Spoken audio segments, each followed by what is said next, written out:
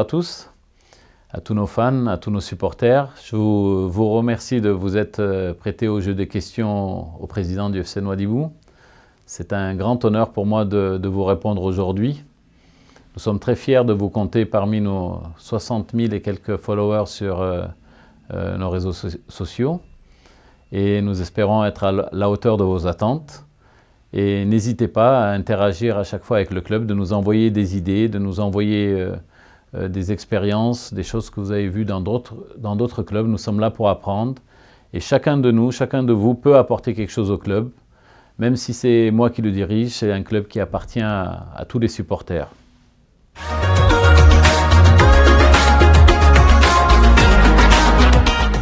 Donc pour les objectifs de notre club, d'abord il y a les objectifs de compétition. C'est évidemment pour l'équipe première, c'est les deux compétitions les plus importantes, championnat et coupe, bien évidemment. Mais aussi c'est toutes nos sorties sur la scène internationale pour rendre l'équipe la plus compétitive possible sur la scène africaine et arabe. Donc c'est toujours une préparation constante, que ce soit pour cette saison, pour la saison prochaine. Il faut continuer à travailler pour se hisser le plus haut possible.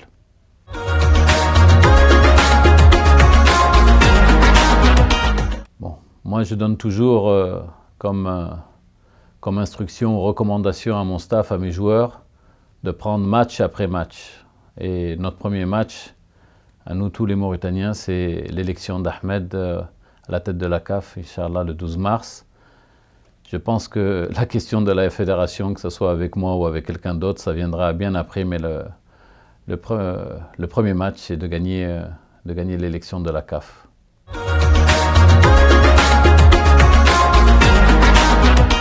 Bon, que ce soit pour les présidents, les dirigeants des clubs mauritaniens locaux, que ce soit pour les entraîneurs, pour que ce soit toute personne qui n'a pas encore de club, même les gens des clubs de quartier, notre porte elle est toujours ouverte pour essayer d'expliquer notre expérience. Alhamdoulilah, ça fait 22 ans qu'on fait ça tous les jours, du football. Le chemin était long, il est encore long devant nous. On est prêt à partager avec quiconque voudra. J'entretiens des relations particulières avec certains présidents. D'autres, ce sont juste des relations sportives et amicales. Et notre porte, elle est toujours ouverte, mais l'ambition, on ne peut pas la transmettre, on ne peut pas la donner, on ne peut pas l'acheter. L'ambition, c'est quelque chose qui est au sein de soi-même. Et il faut être capable de faire les sacrifices qu'il faut faire pour réaliser les ambitions. Et ça, c'est à chacun des présidents de club, à chacun des dirigeants de faire le nécessaire. C'est un travail avec soi-même. Nous avons décidé d'organiser ce stage en Turquie parce que tout d'abord le championnat s'est arrêté à cause de la Coupe d'Afrique des U20 et les terrains n'étaient même pas disponibles, même pour l'entraînement. Bon, nous, le FC Nouadhibou, on souffre, et d'ailleurs les autres clubs de Nouadhibou, on souffre depuis l'année dernière, parce qu'on n'a pas de stade tout simplement à Nouadhibou. Notre stade vient d'être inauguré avec le début de la compétition. Et on ne pouvait pas, en pleine saison, rester arrêté comme ça après tout le travail qu'on a commencé, tout le programme que le staff technique a commencé, faire une pause. Donc on avait le choix ou se déplacer comme d'habitude au Sénégal ou au Maroc. Ce sont des pays qu'on a déjà pratiqués. Et comme ici actuellement, il y avait tous les pays du bloc de l'Est qui étaient en regroupement pour préparer leur saison, nous avons décidé de venir ici aussi pour affronter des équipes européennes, pour donner une motivation supplémentaire, une expérience supplémentaire à nos garçons, de se confronter avec le haut niveau, le professionnalisme européen, pour qu'ils voient le travail qu'ils ont à faire encore pour atteindre les objectifs fixés par le club.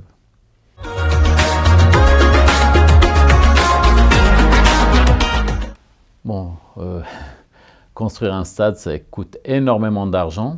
Il faut avoir d'abord l'endroit pour le construire.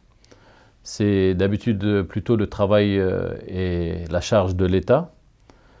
Mais nous, alhamdoulilah, la commune de Nouadhibou, l'État, la FIFA, nous ont construit un petit bijou à Nouadhibou, le stade de Nouadhibou, extraordinaire pour la ville de Nouadhibou, 10 000 places assises, avec une belle tribune centrale, des beaux vestiaires.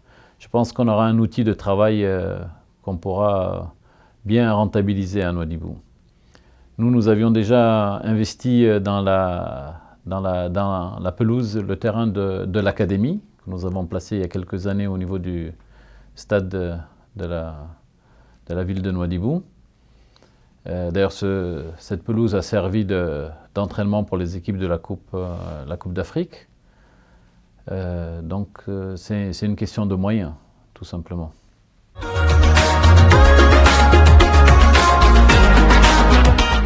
Bon, la question des moyens, c'est une question récurrente, c'est une question constante, c'est un casse-tête pour les dirigeants des clubs et de tous les sports en général, que ce soit football en Mauritanie. Il n'y a pas encore cette notion de sponsoring, de mécénat, de bénévolat par les sociétés, donc il faut toujours trouver des stratagèmes pour trouver des financements des clubs. Bon, nous, au sein d'FC Nouadhibou, nous avons mis en place un système, parce que partout dans le monde, qu'est-ce qui fait rentrer l'argent dans les clubs? C'est la vente de maillots, la billetterie, la vente des joueurs.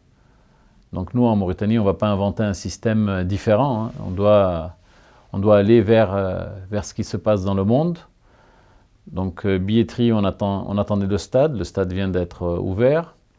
La vente de maillots, on a ouvert une boutique à Nouadhibou et là bientôt, Inch'Allah, une boutique à Nouakchott.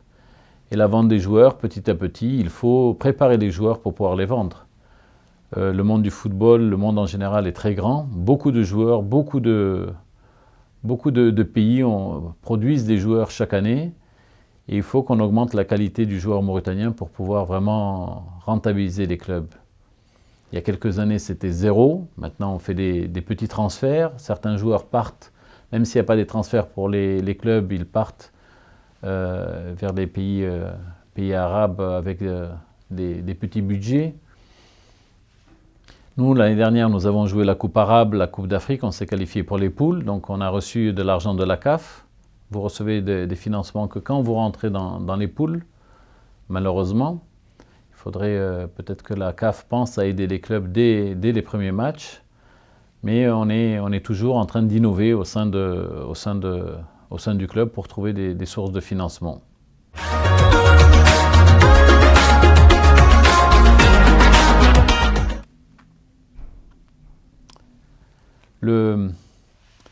La vision qu'on a, nous, à FC Nouadhibou, elle est différente, elle est un peu novatrice, parce que nous prenons le football comme il doit se prendre. C'est actuellement dans le monde presque le plus grand commerce. Je crois que c'est quelques milliards de dollars, hein, les transferts de joueurs et le monde du football. La FIFA est l'organisation internationale la plus riche au monde. Et nous aussi, nous devons faire la même chose. C'est un peu l'histoire des deux frères qui tenaient une boutique dans 2 rues différentes du même quartier. Et un des frères commence à vouloir investir dans un petit supermarché. Et tout le monde le regarde en disant « Ah, mais pourquoi il fait tout ça? Pourquoi il construit aussi grand? Pourquoi tout ça? Alors qu'avec une simple boutique, c'est déjà pas mal et tout ça. » Et au bout de quelques années, le supermarché, évidemment, ça, on a vu ces expériences, ces histoires à Nouakchott ou à Nouadhibou, où ça s'est passé dans la grande distribution. Et c'est la même chose pour le football. Nous avons décidé de ne pas dépenser, mais d'investir, que ce soit dans les équipements, dans les connaissances, en amenant un staff expérimenté pour transmettre la connaissance. Nous avons décidé de sortir de notre zone de confort en tant que champion et un petit peu comme on nous appelle la locomotive du football mauritanien, mais on a décidé de ne pas dormir sur nos 2 oreilles, on a décidé de sortir de notre zone de confort, de prendre un risque, mais je sais que ce risque va être payant parce que si les choses sont bien faites, les investissements, la stratégie est bien faite, elle sera payante, elle commence déjà à porter ses fruits. Et je pense que nos fans, nos supporters ne vont pas être déçus.